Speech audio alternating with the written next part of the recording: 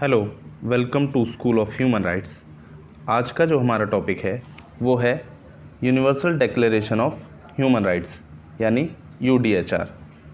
तो आइए शुरू करते हैं।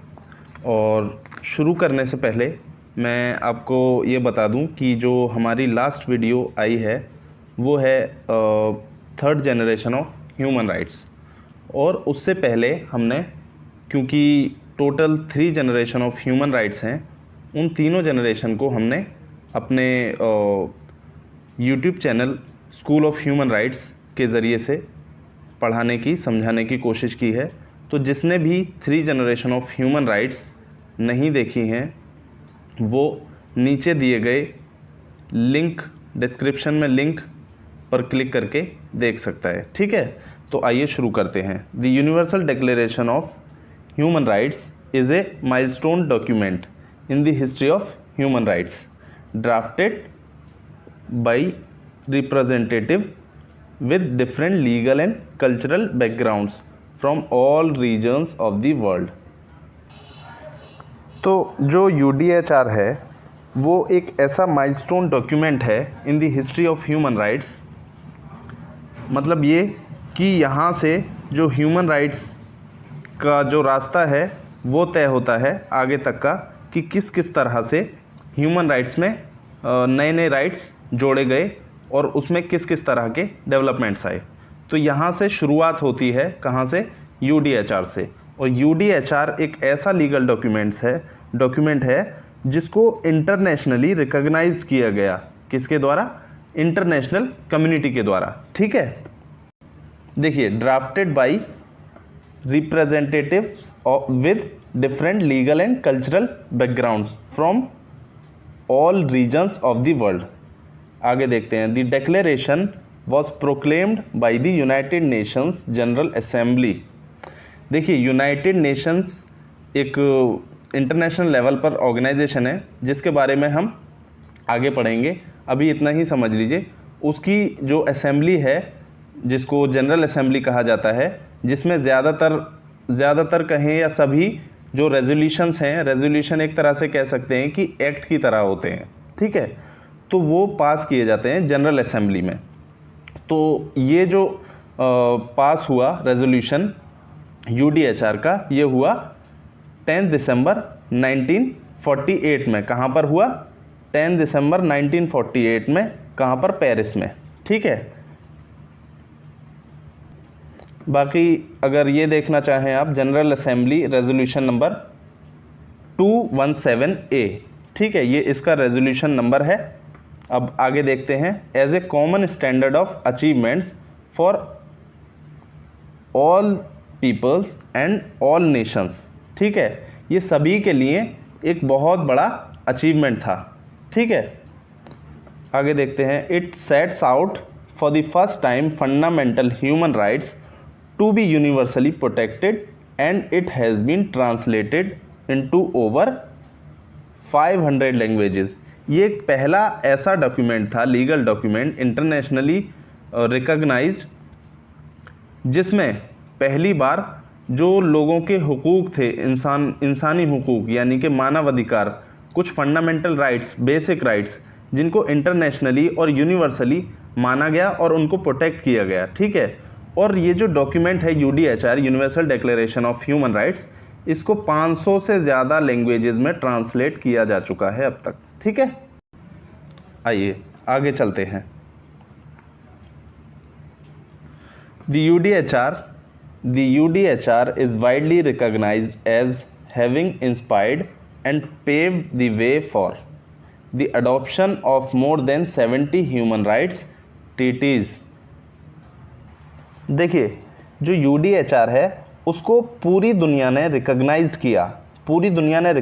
किया, और उससे अलग अलग कंट्रीज़ के, अलग अलग रीजन्स के जो गवर्नमेंट थी या जो अथॉरिटीज़ थी, उसका जो कंसेप्ट है यूडीएचआर का, उससे इंस्पायर्ड हुई और उन्होंने अपने जो कंट्रीज़ के या रीजन्स के जो लॉज थे उनमें उन राइट्स को डालना शुरू किया। ठीक है, अपने जो लीगल डॉक्यूमेंट्स हैं उसमें उन्होंने इंक्लूड करना शुरू किया। किस तरह के राइट्स को? जो यूडीएचआर में दिए गए हैं, ठीक है। और यूडीएचआर ने ही आगे का रास्ता तय किया। कैसा रास्ता? जो ह्यूमन राइट्स की अदर स्पेसिफिक ट्रीटीज़ हैं फॉर स्पेसिफिक राइट्स, 70 से ज़्यादा जो ट्रीटीज़ हैं ह्यूमन राइट्स से रिलेटेड ट्रीटीज़, उनसे ही बेसिक कंसेप्ट यूडीएचआर से उठा करके उनमें डाला गया, ठीक है। Applied today on permanent basis, आज वो एप्लीकेबल हैं, जो ट्रीटीज़ हैं जो यूडीएचआर के बाद में आई, वो ग्लोबली परमानेंट बेसिस पर अप्लाइड हैं, ठीक है। कौन से लेवल पर? Global and regional levels, all containing references to it in their preambles. देखिए, जो कॉन्स्टिट्यूशन का, इवन जो कंट्रीज़ के कॉन्स्टिट्यूशन बने, कुछ कंट्रीज़ के जो बाद में आज़ाद हुई या वो इंडिपेंडेंट हुई किसी अलग कंट्री से, तो उनका जब कॉन्स्टिट्यूशन बना तो उन्होंने यहीं से इंस्पिरेशन ली। कहाँ से? यूडीएचआर से, universal declaration of human rights से। और उन्होंने ह्यूमन राइट्स को का जो कंसेप्ट है यूडीएचआर में, उसको अपने प्रीएम्बल में डाला, ठीक है। अच्छा, अब आगे चलते हैं। For the first time the world had a globally agreed document that marked out all humans as being free and equal regardless of sex, colour, creed, religion और अदर कैरेक्टरिस्टिक्स। देखिए, पहली दफ़ा यानी पहली बार दुनिया के पास एक ऐसा डॉक्यूमेंट था, ग्लोबली एग्रीड डॉक्यूमेंट, जिस पर सभी लोगों की सहमति थी। वो था यूडीएचआर, जिसको लीगली माना गया। और अपनी अपनी कंट्रीज़ में जिन्होंने साइन किए इस पर, यूडीएचआर पर, उन्होंने अपनी अपनी कंट्रीज़ में इसको रिस्पेक्ट किया एंड अपने अपने कॉन्स्टिट्यूशन में इन राइट्स को इंक्लूड किया गया, ठीक है। और ये क्यों किया गया? क्योंकि ये एक ऐसा पहला डॉक्यूमेंट था ह्यूमन राइट्स पर बेस्ड, जो कि ह्यूमन बीइंग को फ्री करता था। किससे फ्री कर रहा है?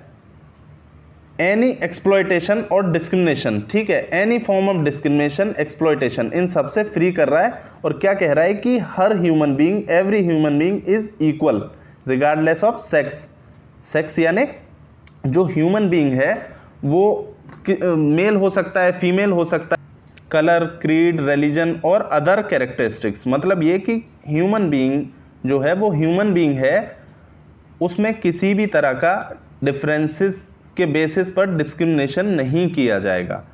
चाहे उसका कलर जो भी हो, सेक्स कोई भी हो, क्रीड कोई भी हो, रिलीजन कोई भी हो, हिंदू हो, मुस्लिम हो, क्रिश्चियन हो, जैन हो, कुछ भी हो, उस पर इस बेसिस पर डिस्क्रिमिनेशन नहीं किया जाएगा उसके साथ, ठीक है।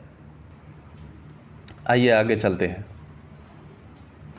देखिए, the 30 rights and freedoms set out in the UDHR include the right to be free from torture. देखिए, इससे पहले मैं आपको बता दूं, ये जो 30 राइट्स दिया हुआ है, तो जो 30 राइट्स हैं वो इसलिए हैं इसमें क्योंकि जो यूडीएचआर है, universal declaration of human rights, उसमें टोटल आर्टिकल्स ही 30 हैं, ठीक है।